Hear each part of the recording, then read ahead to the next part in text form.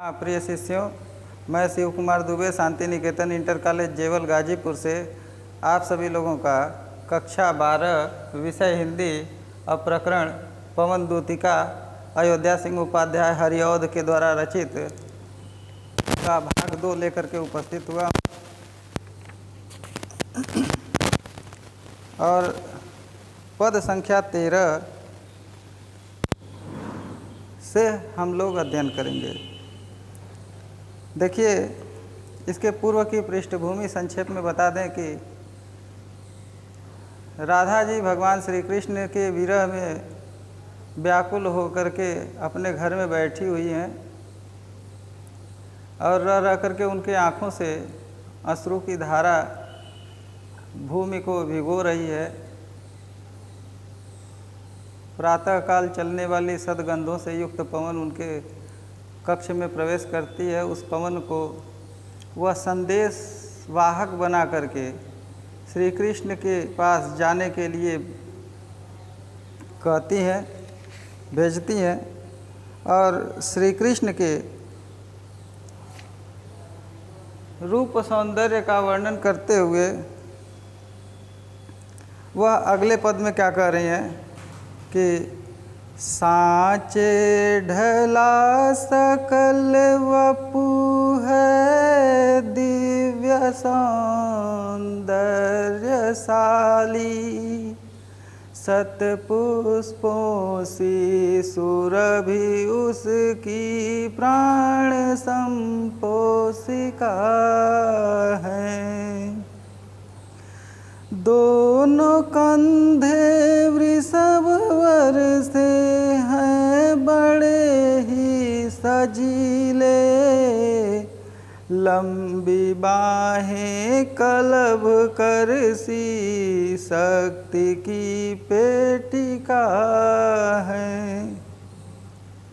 पवन से कहती हैं कि हे पवन, हमारे जो प्रियतम हैं श्री कृष्ण है, उनका पूरा शरीर दिव्य है, सौंदर्य से युक्त है और उनका पूरा स्वरूप मानो सांचे में ढाला गया हो, इस प्रकार से उनका शरीर है। और शतपुष्पों की सुंदरता यानी सैकड़ों फूलों की सुंदरता के समान उनकी सुंदरता है और प्राण उनके सबको पोषण देने वाले हैं, समपोषिका हैं, समान रूप से सबका भरण पोषण करने वाले प्राणवान हमारे श्री कृष्ण हैं। उनके दोनों कंधे लेफ्ट एंड राइट यानी दाहिना और बायां, वृषभ माने बैल, वर बने श्रेष्ठ। जिस प्रकार बैल के श्रेष्ठ कंधे होते हैं, मजबूत शक्तिशाली होते हैं, उसी के समान भगवान श्री कृष्ण के दोनों कंधे वृषभ के समान शक्तिशाली कंधों के सदृश हैं और बड़े ही सजीले हैं, बड़े ही सुंदर हैं। उनकी लंबी लंबी बाहें हैं और उन बाहों की विशेषता क्या है कि वह शक्ति की पेटिका है। पेटिका कहने का तात्पर्य है बेल्ट, या कह सकते हैं उसको दूसरे भाषा में श्रेणी, यानी ऐसा शक्ति युक्त उनकी बाहें हैं, लंबी हैं बाहें और शक्ति से संपन्न हैं। आगे का कहते हैं 14वें पद में, राजाओं सा सिर पर लसा दिव्य पीड़ होगा, शोभा होगी उभय श्रुति में स्वर्ण के कुंडलों की, नाना रत्ना कलित भुज में मंजू के यूर होंगे, मोती माला लसित उनका कंबुसा कंठ होगा। कहते हैं कि जिस प्रकार से राजा महाराजा लोग अपने सिर पर मुकुट धारण करते हैं, उसी तरह से हमारे प्रीतम प्यारे श्री कृष्ण के सिर पर भी दिव्य मुकुट होगा। आपिड माने मुकुट होता है। कहते हैं शोभा उनकी दोनों श्रुतियों की, उभय माने दोनों, श्रुति माने कान, उनके कानों की शोभा स्वर्ण के कुंडलों के कारण शोभायमान होगी। सोने का मकराकृति कुंडल होगा।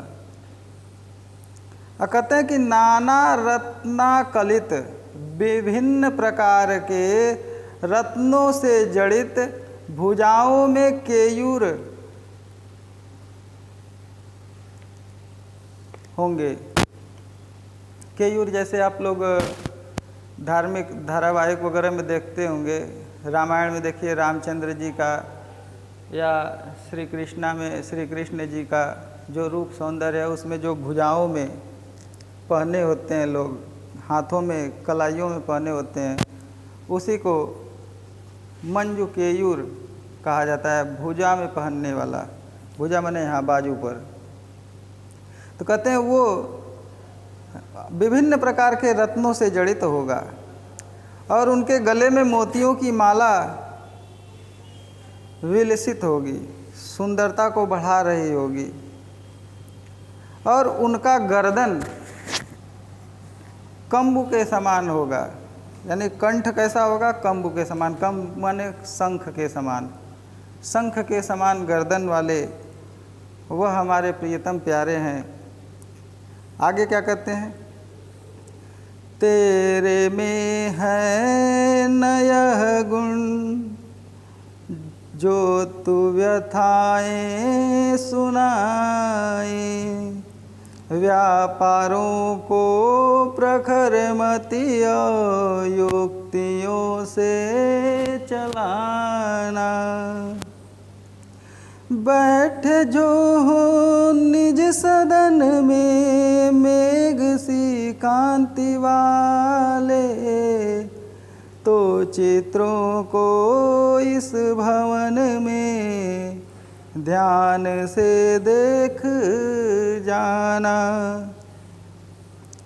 कहते हैं कि हे पवन, तुम्हारे अंदर यह गुण नहीं है कि तुम मेरी व्यथाओं को सुना सको।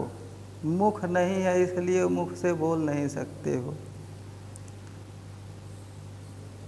लेकिन अपने आवागमन के व्यवहारों के द्वारा, अपने बुद्धि और युक्तियों से क्रियान्वित करना। और वह अगर किसी भवन में, सदन में, किसी कक्ष में बैठे हों, जिनकी कांति, जिनका सौंदर्य प्रसरण मेघ के समान हो, जिनका रंग मेघ के समान हो, ऐसे हमारे श्याम अगर किसी कक्ष में बैठे हों, तो उस भवन के चित्रों को, लगे हुए दीवार पर जो चित्र हैं उनको ध्यान से देखना। क्यों देखना? क्योंकि उन चित्रों के बारे में, उन चित्रों के साथ पवन को क्या क्या कार्य करने हैं वो भी बताएंगे। आगे 16वें पद में कहते हैं कि जो चित्रों में विरह विधुरा का मिले चित्र कोई, तो जाके निकट उसको भाव से यूं हिलाना। प्यार हो के चकित जिससे चित्र को और देखे, आशा है यों सूरत उनको हो सकेगी हमारी। वाह, क्या बात है। कहते हैं कि हे पवन, उस भवन में चित्रों को ध्यान से देखना। अगर उन चित्रों में कोई विरह से व्याकुल स्त्री का चित्र अगर मिल जाए, तो उसके समीप जा कर के उसको इस प्रकार से हिलाना कि उनका, अर्थात श्री कृष्ण का ध्यान उस चित्र के तरफ आकर्षित हो जाए। और उस चित्र की ओर वो देखने लगे हमारे प्यारे श्री कृष्ण। और वो जब देखेंगे तो हमें इस प्रकार की आशा है कि उनको हमारी याद जरूर आएगी, क्योंकि उनके विरह में हम भी व्याकुल हैं। आगे 17वें पद में कहते हैं कि जो कोई भी इस सदन में चित्र उद्यान का हो, आहो प्राणी विपुल उसमें घूमते बावले से, तो जाके सन्निकट उसके अहिला के उसे भी, देवात्मा को सूरत ब्रज के व्याकुलों की कराना।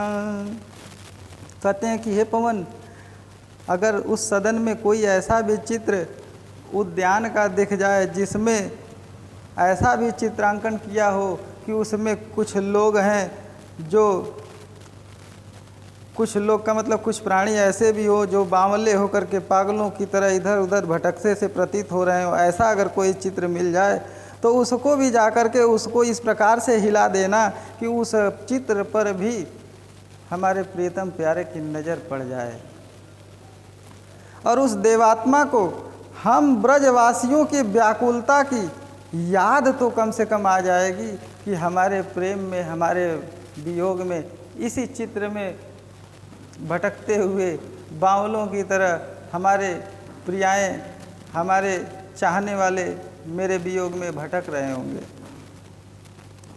आगे 18वें पद में क्या कहते हैं कि कोई प्यारा कुसुम कुम्हला गेह में जो पड़ा हो।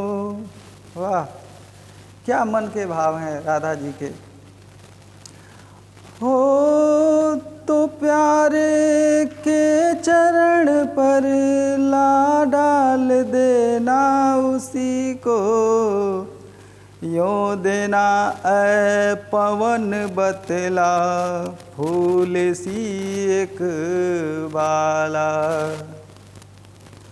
म्लाना हो कमल पग को चूमना चाहती है। वाह रे राधा जी, क्या प्रेम है श्री कृष्ण के प्रति। कहते हैं राधा जी कि हे पवन, कोई अगर प्यारा सा पुष्प उस घर में कोई कुम्हलाए हुए अवस्था में, कुम्हलाने का मतलब मुरझाए हुई अवस्था में हो, तो उसको अपने व्यापार से, अपने दबाव से उड़ा करके उनके चरण के पास ले जा करके गिरा देना श्री कृष्ण चंद्र के। और जब उनके पास ला करके उनके चरण पर गिरा दोगे तो हे पवन, उनको इस बात का आभास अवश्य हो जाएगा कि एक बाला है जो मेरे वियोग में मुरझा गई है, फिर भी वो मेरे चरणों को चूमना चाहती है। और कैसे चरणों को? कमल पग के। कमल पग रूपक अलंकार है, क्योंकि इसमें इव, सा, सी ऐसे कोई भी शब्द नहीं है। अगर ये होते ऐसे शब्द तो उपमा हो जाता।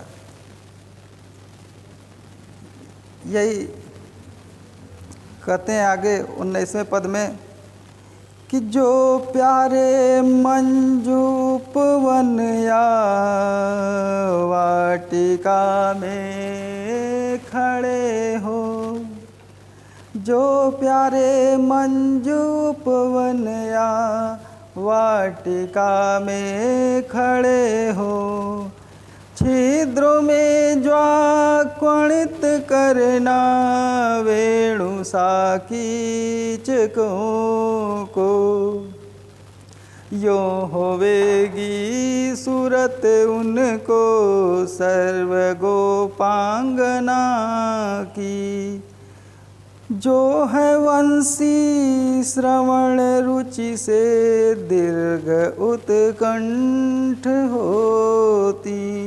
वाह रे वाह, क्या प्रेम है।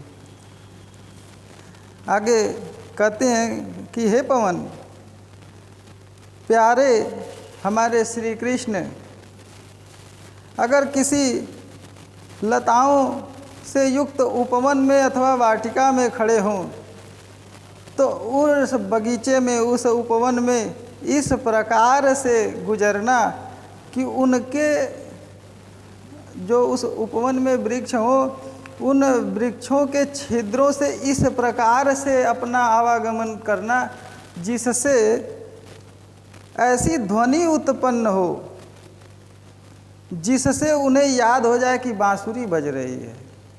यानी पेड़ पौधों में जो छोटे छोटे छेद होते हैं, कभी उसमें से हवा गुजरती है तो बांसुरी की तरह आवाज़ें उसमें से उत्पन्न होती हैं।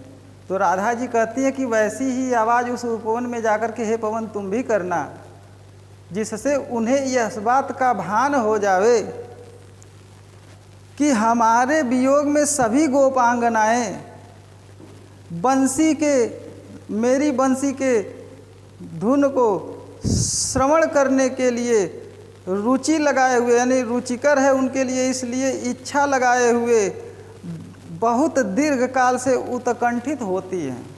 उत्कंठित माने लालायित होती हैं कि कृष्ण कब मिले या कब उनके बंसी की धुन हमें सुनने को प्राप्त हो। और इसी के साथ इस वीडियो को विराम देते हैं। तब तक के लिए धन्यवाद। और आप इस चैनल को सब्सक्राइब कीजिए, लाइक कीजिए।